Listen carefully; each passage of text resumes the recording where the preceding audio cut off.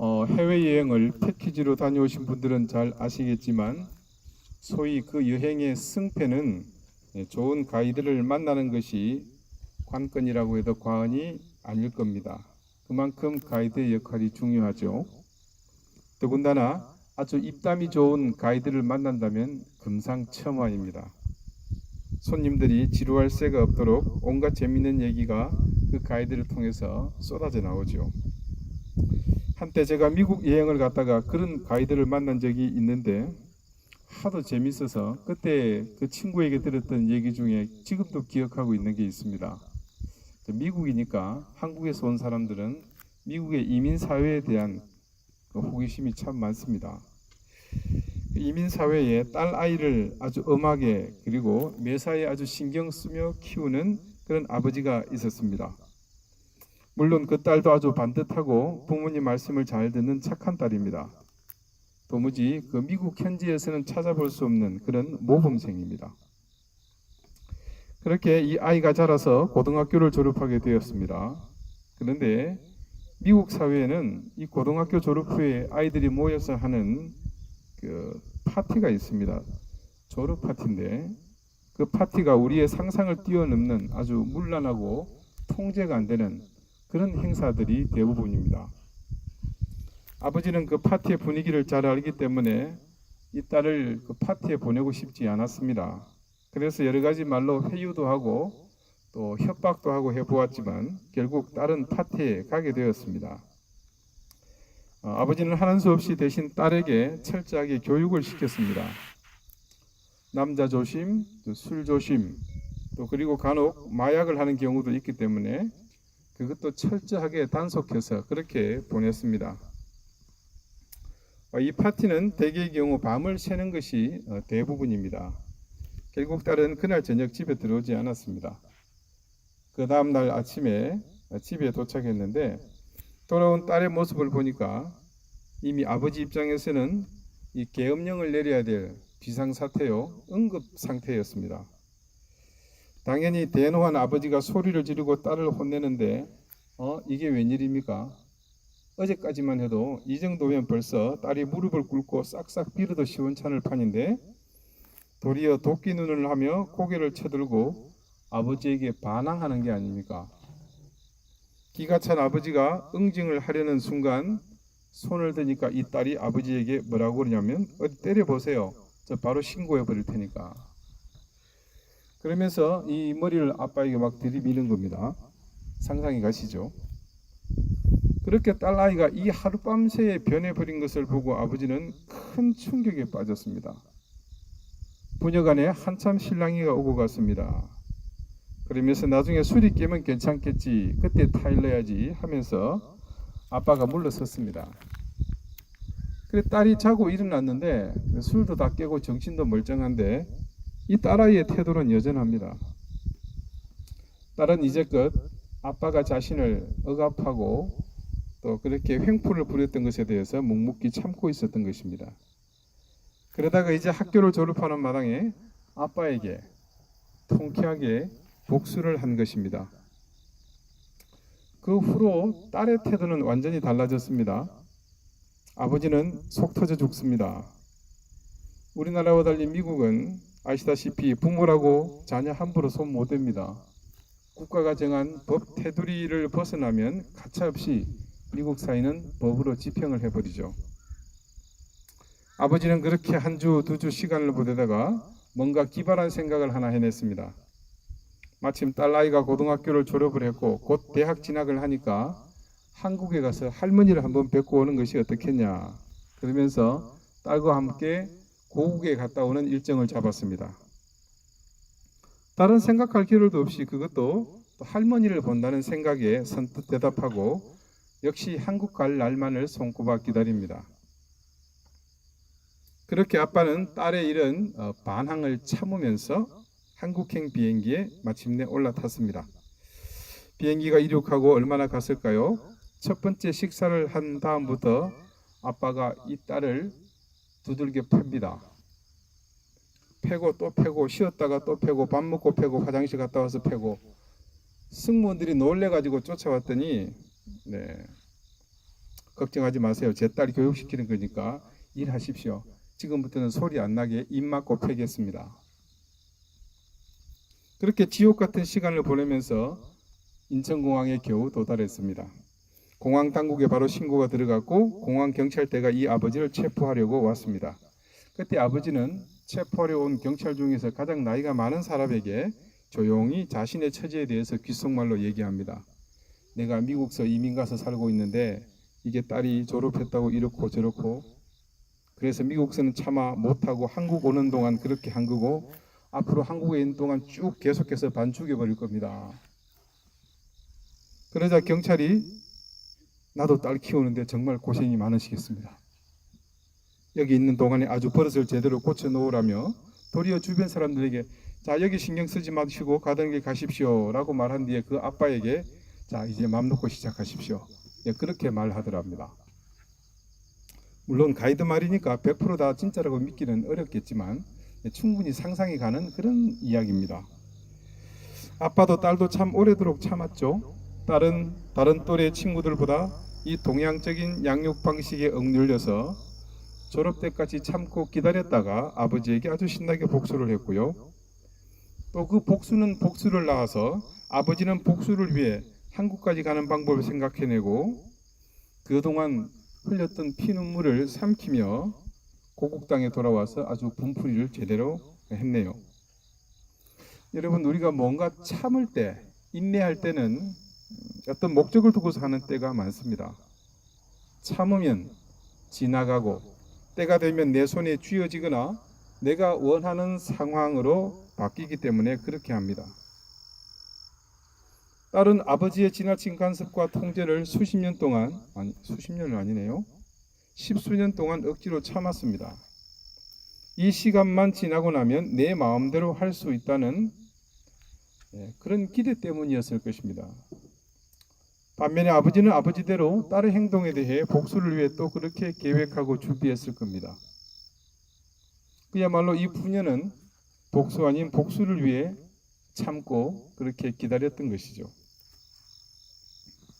그런데 성경 말씀 속에서 인내의 목적은요, 참을성을 갖는 것 자체가 궁극적인 목표는 아닙니다.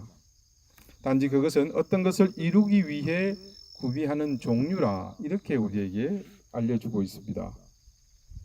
무조건 참기만 하는 것이 아니라 이런 끈기, 즉 참을성을 통해서 하나님이 의도하시는 모든 것을 이루게 하는 것이 더 큰 목적임을 성경은 말합니다. 오늘 야고보 사도는 이 편지를 읽는 그리스도인들에게 그것을 가르쳐 주고자 합니다. 그리고 야고보는 인내에 대한 더 깊은 통찰을 우리에게 보여주고 있죠. 여러분의 믿음이 시련을 당할 때 즉각적인 결과는 인내여야 합니다. 인내는 그 자체로 가치가 있지만 그 자체가 또한 시련의 최종 목적은 아닙니다.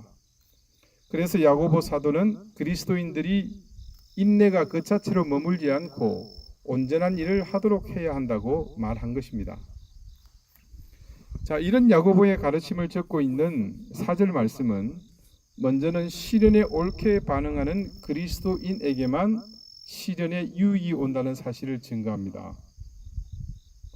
자, 그렇다면 이 인내가 성취해야 하는 온전한 일이라는 것이 도대체 무엇일까요? 여기서 오늘 말씀 가운데 있는 인내가 온전하게 만드는 것, 그 온전하고에 해당하는 헬라어 텔레이오스는요, 본래의 뜻이 완벽하다입니다. 이는 헬라 도덕 철학에서 완벽하다의 의미를 나타낼 때 주로 사용하는 그 의미를 그대로 문자를 옮긴 것입니다. 그래서 많은 영어 성경의 번역에는 이 온전하고를 영어로 퍼펙트라 이렇게 심지어 번역하기도 합니다. 그런데 그와 비교되는 좀 일반적인 NIV 같은 보다 후대에 번역된 성경은 이 퍼펙트 대신에 머추어를 사용합니다. 좀 어감이 훨씬 더 덜하죠. 자, 그러면 영어 성경으로서 가장 권위 있다고 말하는 흠정력, 이 킹 제임스 버전은 이것을 어떻게 번역하고 있는가? 역시 퍼펙트를 사용합니다. 퍼펙트는 사실 인간에게 잘 어울리는 말은 아닙니다. 퍼펙트한 인간은 진짜 정념이 떨어지죠. 근데 그런 의미보다는 우리 성숙한 그리스도인들은 이 퍼펙트란 말을 거의 사용하지 않습니다. 그래서 구약과 또 유대의 문헌들에서 이 헬라어 텔레이오스는 유대인의 언어인 히브리어의 영향을 받아가지고 어떻게 풀이를 하느냐, 이 완전하다, 퍼펙트라는 대신에 조금 전 NIV에서 봤던 머추어와 같이 온전한 혹은 성숙한의 의미로 풀이합니다. 창세기 6장 9절이 이렇게 증거합니다. 이것이 노아의 조건이라. 노아는 의인이요 땅대의 완전한 자라. 그는 하나님과 동행하였으며. 여기서 사용한 완전한이 바로 이 헬라어에서 텔레이오스에 해당합니다. 과연 여기서 증거하는 말씀의 의미가 노아를 의인으로 보는 것을 넘어서 완전한 자라고 할 수 있겠는가? 그렇게 보기 어렵습니다. 그때는 어떤 상황이었습니까? 죄를 지어서 도저히 용서받을 수 없는 인간들을 하나님께서 물러다 쓸어버리지 않았습니까? 그나마 그때 거기서 낳은 사람 중 하나인 노아의 가족을 하나님께서 선택하셨거든요. 그러나 그는 홍수가 끝난 뒤에 배에서 내려 포도주를 마시고 대취해서 자녀들에게 하체를 그대로 드러내는 실수를 하지 않습니까? 여러분, 우리가 잊어버리고 있는 게 있는데요. 지금 중동 지역을 시끄럽게 하고 있는 그들은 가나안의 후손들입니다. 그 가나안의 저주가 언제 시작되는지 아십니까? 바로 이 노아의 실수 때문에 일어나게 됩니다. 다음은 신약 마태복음 5장 48절입니다. 예수님이 자신의 제자들에게 다음과 같이 말씀하십니다.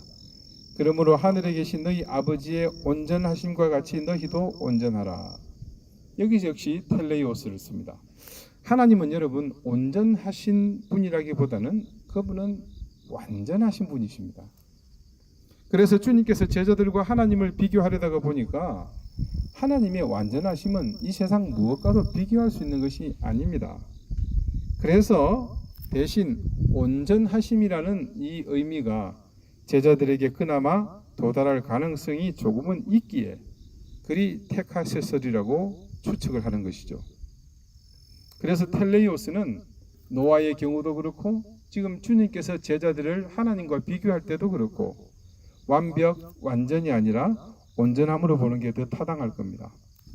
여러분, 우리 이 성경이 지금 개정 개혁판인데 이 앞에 보던 개혁 한글판 기억나시죠?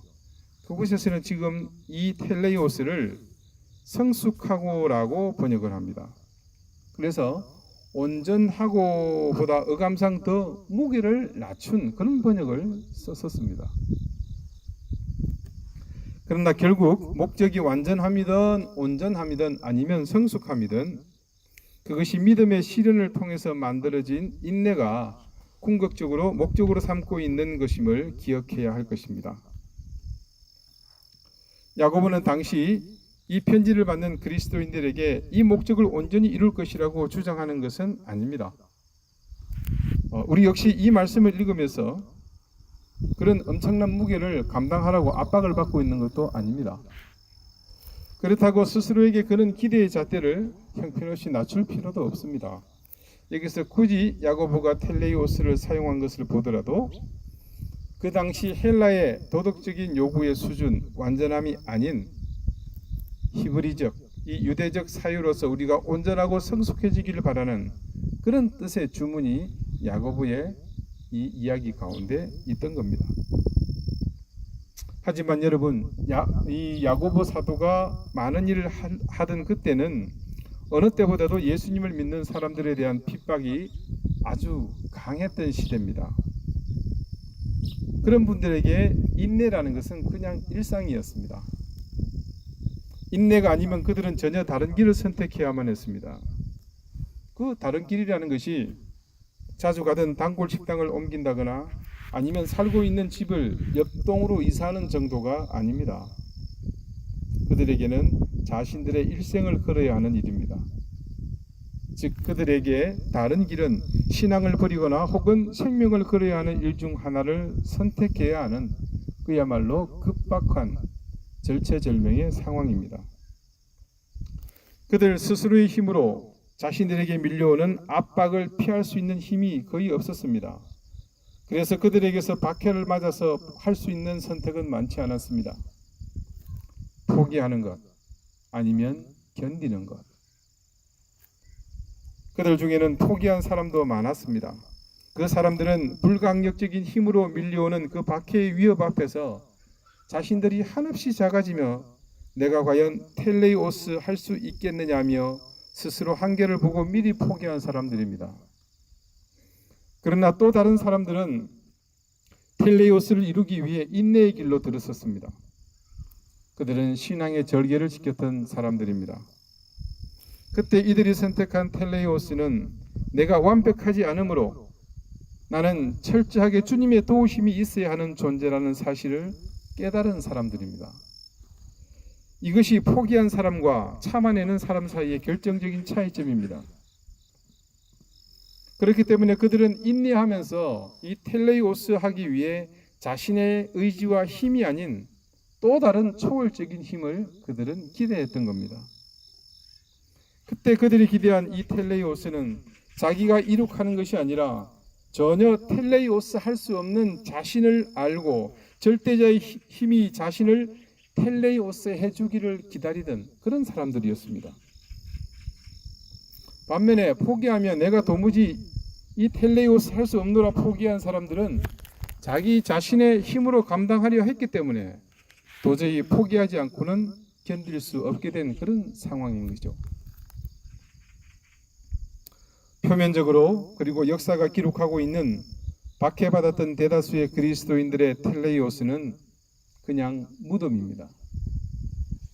누가 누구인지 알 수 없이 그냥 쓰러져 간 사람들입니다. 그리고 지금 로마의 지하에서 켜켜이 유골로 남아있을 뿐입니다. 역사가 외형적으로만 우리에게 보여주는 것은 단지 그것뿐입니다. 마찬가지로 원형 경기장 안에서 비명을 지르며 그러다가 하늘을 바라보며 사자의 밥이 되기 전 기도하던 그들은 그 장면을 관람하던 사람들에게 사자 밥으로 텔레이오스 되었을 뿐입니다. 그중 어느 누구도 그들이 누구 집의 자식이며 누구의 부모인지 누구의 아내이며 누구의 남편인지 기억하지 않았습니다. 그러나 우리는 역사가 우리에게 전해주지 않는 그 텔레이오스가 우리에게 어떻게 남겨지게 되었는지를 똑똑히 기억하고 있습니다. 그들의 텔레이오스는 유대와 로마를 거쳐 전 세계로 뻗어나갔고 그 온전하고 텔레이오스의 결과는 바로 오늘 이 땅에 그리고 전 세계 곳곳에 교회로 세워졌습니다. 그리고 지금도 그들의 텔레이오스로 인해 사막으로 원시의 밀림 속으로 죽음의 위협이 있는 곳으로 고난이 기다리고 있는 오지로 복음을 들고 하나님의 사람들이 두려움 없이 가도록 만들었습니다. 그리고 가장 중요한 것, 그들이 온전히 인내를 이루어 온전하게 한 그 텔레이오스로 저와 여러분이 이 자리에 지금 있게 된 것입니다. 사랑하는 여러분, 그리고 지금 기가 막힌 광경을 직접 눈으로 보시면서 우리와 함께 예배를 드리시는 그리스도 안에서 형제 자매된 여러분, 적어도 지금 우리가 드리는 이 예배가 우리의 인내를 이루는 도구가 됨을 믿으십니까? 그렇다면, 그렇게 믿는다면 이 인내를 우리는 온전히 이루어내야 합니다. 그래야 우리도 그들처럼 우리의 텔레이오스를 구비하여 부족함이 없는 사람이 될 수 있습니다. 인내를 온전히 이루는 것은 결코 쉽지 않습니다. 야고보 사대 그 시절에는 목숨을 걸어야 했고 또 세월이 지나 세상이 좋아졌지만 그 인내를 이루는 과정은 목숨을 걸지 않았다 하더라도 여전히 자신의 재산을 걸어야 했고 자신의 명예를 내걸어야 했으며 때로는 수치와 모욕의 구덩이로 들어가야 할 때도 있었습니다. 그렇다면 과연 지금 이 시점에서 우리가 인내하여 온전하고자 하는 목표는 무엇이어야 하겠습니까? 비록 내 생명을 걸어야 하고 나의 재산을 걸어야 하며 명예와 자존심을 모두 잃는 그런 일은 아니지만 지금 한국 땅에 교회의 정체성이 혼란을 겪고 있는 이 어수선한 때에 제주 땅의 상징적인 위치를 가진 방주교회 성도들로서 어느 누구도 부인할 수 없는 확고부동한 말씀에 기초한 교회의 정의를 우리가 명확하게 세워야 할 의무가 있습니다. 그것이 우리가 인내를 온전히 이룸으로 텔레이오스 하고자 하는 것입니다. 그것은 절대 우리의 힘으로 할 수 없습니다. 그것은 지금껏 우리를 이끌고 계신 그분의 그 힘을 의지할 때만 가능한 일입니다. 그래서 지금 우리에게 무엇보다 필요한 것이 바로 우리에게 주어진 이 인내의 기회를 날려버리지 말고 온전히 이루어야 한다는 것입니다. 여러분, 우리는 이를 위해서 지난 엄동설안에 교회를 매일 7바퀴씩 돌면서 쇠사슬에 잠겨진 교회 문 밖에서 기도하지 않았습니까? 하루, 이틀, 한 주, 2주 우리는 포기하지 않았습니다. 한 달이 지나고 2달이 지나고 법원에서 처구니없는 판결을 내릴 때까지 우리는 물러서지 않았습니다. 하나님은 우리에게 잠시 동안 이곳을 떠나 있게 하셨지만 그래도 우리는 포기하지 않았습니다. 우리는 그러고 싶었지만 주님은 우리에게 인내할 힘과 용기를 주셨고 우리가 미처 알지 못했던 사실을 깨닫게 하심으로 우리가 다시 인내를 지속할 명분을 주셨습니다. 그래서 우리는 그 인내를 온전히 이루어가는 과정으로 이 자리에 설 수 있었습니다. 사랑하는 여러분, 이 자리가 부담스러우십니까? 무엇이 여러분을 그렇게 생각하게 만든 것입니까? 마치 여기 플랜카드에 적힌 것처럼 남의 것을 탈취하려는 것 같아서 그렇습니까? 아니면 그냥 우리끼리 편하게 우리만의 공간에서 그렇게 예배드리는 것이 더 나아서입니까? 인내를 온전히 이루는 것은 대가를 지불해야 하는 일입니다. 우리가 텔레이오스 하여 조금도 부족함이 없게 되는 것은 거저 주어지는 것이 아닙니다. 우리는 오늘 저 예배당에 들어가시지 못해 이곳에 앉아 계신 우리 주님께 경배하기 위해 이곳에 모였습니다. 온전하게 예배를 받으셔야 할 분이 지금 저곳에 들어가시지 못하고 이곳에 계시기 때문입니다. 또한 우리는 이곳에 우리가 원하는 것을 탈취하려는 목적으로 실력을 행사하려는 시위를 하기 위해 모인 것이 아닙니다. 우리가 이곳에 모인 것은 불의한 힘들, 말씀을 거스르고 진리를 왜곡하고 있는 재단이라는 돈의 힘에 저항하기 위해 이곳에 모인 것입니다. 불의에 저항하기 위해 이곳에 모인 것입니다. 그들이 가진 힘과 돈으로 하나님의 뜻을 저버리고 인간의 탐욕을 따라가며 우리를 억누르려는 그 힘에 우리가 지금 저항하고 있는 것입니다. 하나님은 우리의 목적과 의지를 알고 계십니다.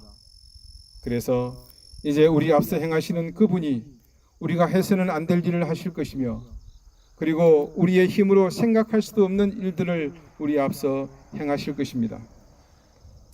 우리는 그 믿음으로 이제 우리에게 주어진 인내를 끝까지 온전히 이루어낼 것입니다. 우리 주님은 오늘 야고보 사도를 통해 주신 말씀과 같이 우리가 인내를 온전히 이루는 것을 통해 굳게 닫혀진 저 건물에 대해 그리고 저 건물을 닫게 만든 그 모든 상황 위에 역사하실 것입니다.